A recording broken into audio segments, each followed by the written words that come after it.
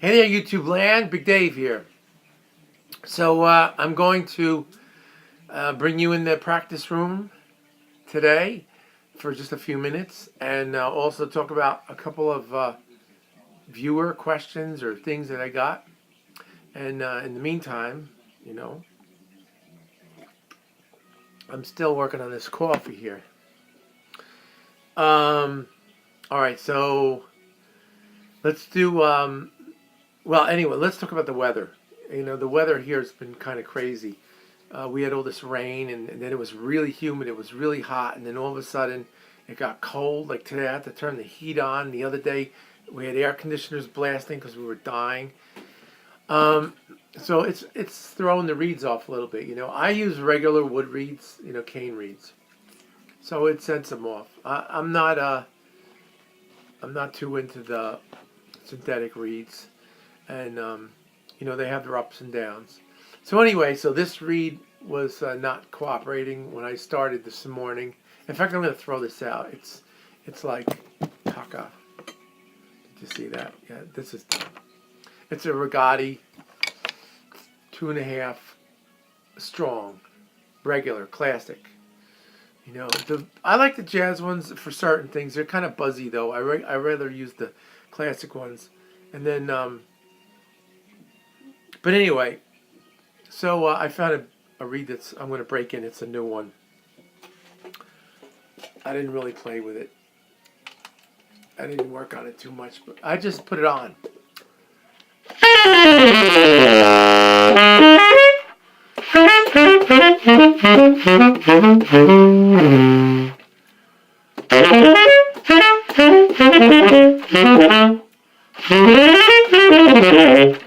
So it's got to break in a little bit, you know. It's right now. It's a little stiff. Not stiff. It's not ready to operate totally yet. And but so there we are. It doesn't need to be shaved or anything like that. It's got all the way down to B flat. It's got a decent B flat and B.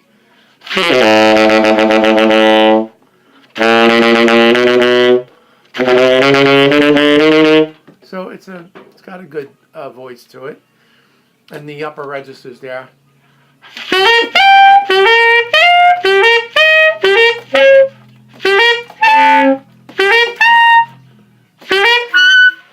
It's got plenty of notes.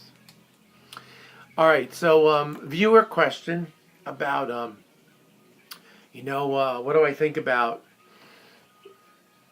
necks and stuff like that? You know, I try not to get too involved in the equipment thing. You got to find the stuff that best suits what you're doing, and some trial and error. But if you're buying a new thing every week and going like cuckoo, you know, that could be a problem. If you're younger, you know, and you're just starting out, you might be more apt to buy and sell and buy and sell, and maybe not sell, you just accumulate, so then you have all this stuff and you're not sure if it works. But the necks, yeah, I mean, like my old Mark 6, this is not it. My old Mark 6 is gone. I sold that, you know, years back. But I had 3 necks. I had the original neck that came with it, and I always thought it played sharp. And eventually I found, I want to set up this better. That's better.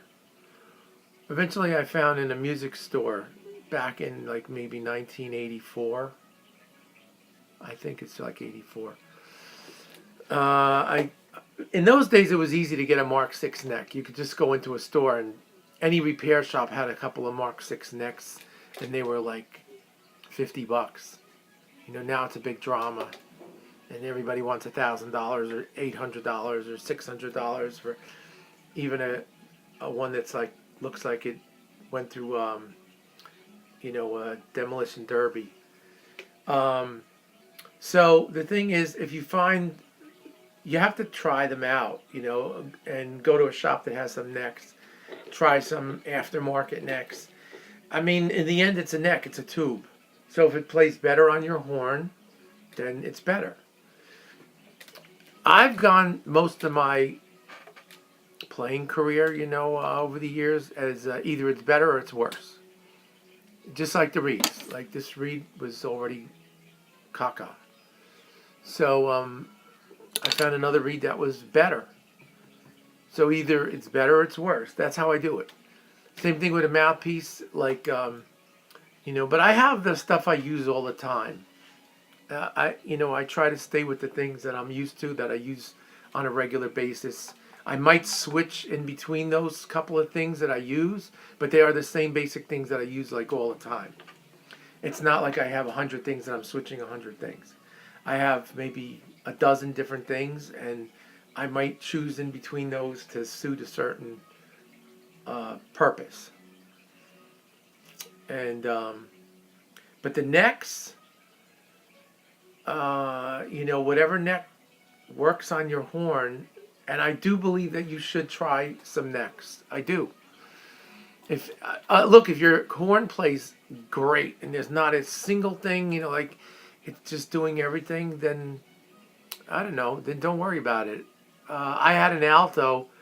I never wanted to change the neck on. I don't even play alto anymore. My son has it. He's a very good player. He's got my alto, and I don't even pick it up. To me, it's a distraction. And I practice the tenor, and the flute I had out yesterday. Those are the things I need when I go on a gig or whatever. The clarinet I played for 45 years, so it's like riding a bicycle. I'm used to it.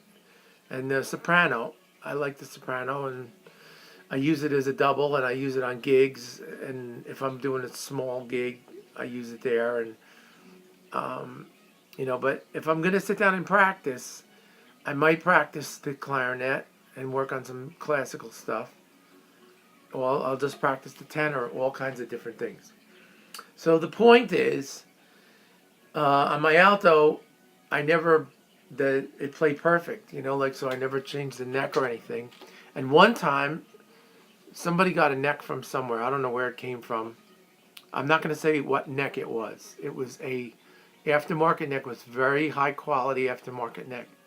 But it made the horn play weird. It was stuffy. And eventually that neck just got sold, and maybe somebody else found that it played great on their horn, but it didn't play on my horn. I didn't even bother with it more than like a half hour. I never took it on a gig, nothing, like this is my Mark 6 that I'm using at the moment. And this neck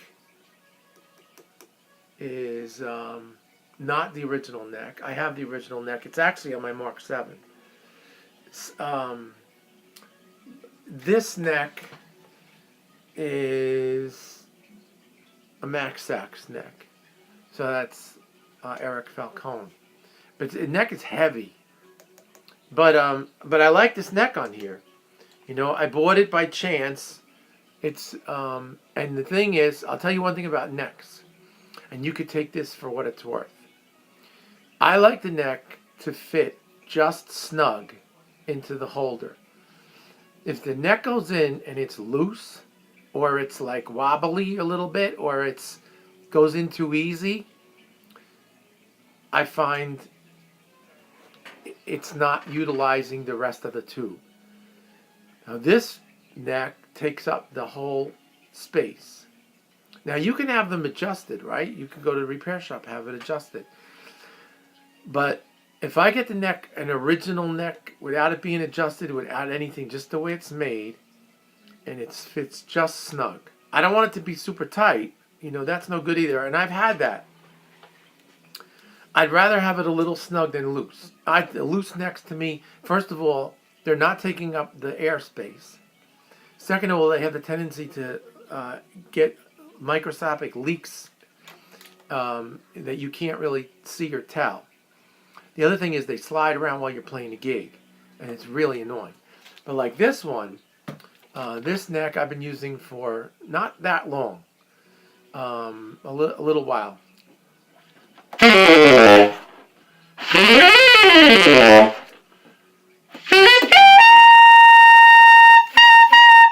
See, I like this neck. It has a big low register. That's one thing. I can get the rest of it. I don't worry about that. But when you can enhance the low register of your horn and really make it sing out. But you have to get used to how they blow different than the other necks.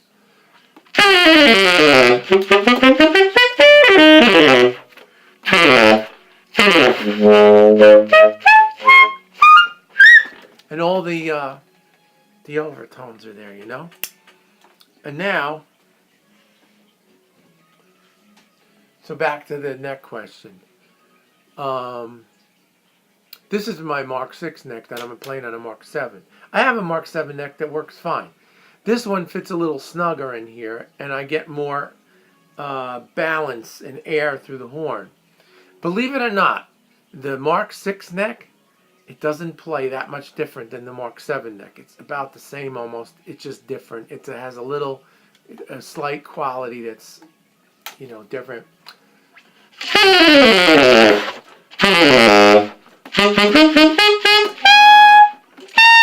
Now, this setup, this is, the other setup I use is a little darker. This one is a little brighter, and it has a little more buzz to it. That's the way I have them set up. I have it set up that way. That's a little more traditional, the other one, and this one's a little bit brighter.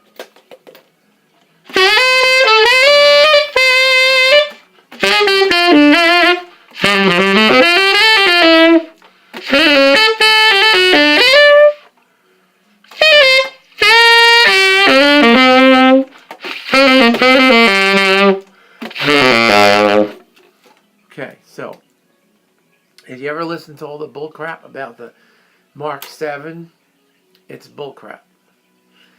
Mark 7s play totally fine. You know what it is? Is the keys are a little weird, and they're set up wrong, and you know, maybe they need a different mouthpiece, or you got to find a different neck. I don't know what to tell you.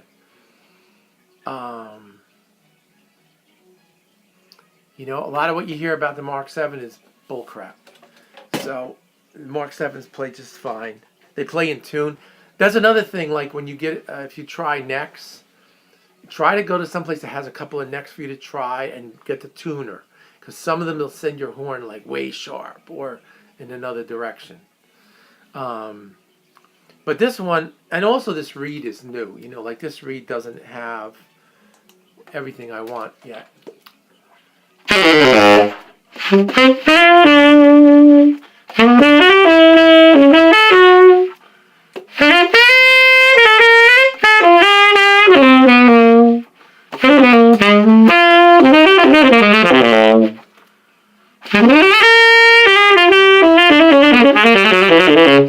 So this is set up a little bit on the warmer, more traditional side. You know, that doesn't mean I still can't play. You know, what you play is the style you play.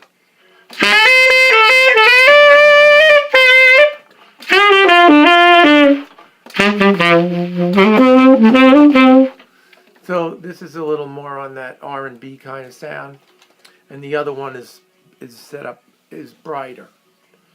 But I can use either one. They just give me a different thing. I can set them up opposite too. You know, I can make the Mark 7 a little darker and make the Mark 6 brighter. But I find that that's how they kind of lean to begin with, and I leave them like that. Okay, so here we are. Happy Sunday, and you know, we'll talk. Click subscribe if you want, or like, leave a comment, tell me I'm full of it. That's what everybody else says on the end of their videos, because they get more comments and more likes and more of this, you know. I try to read them. I read them, but I don't read them every day. I do read them, and I see sometimes I get notifications and sometimes I don't. All right, happy Sunday. Get out there and do something. Bye-bye.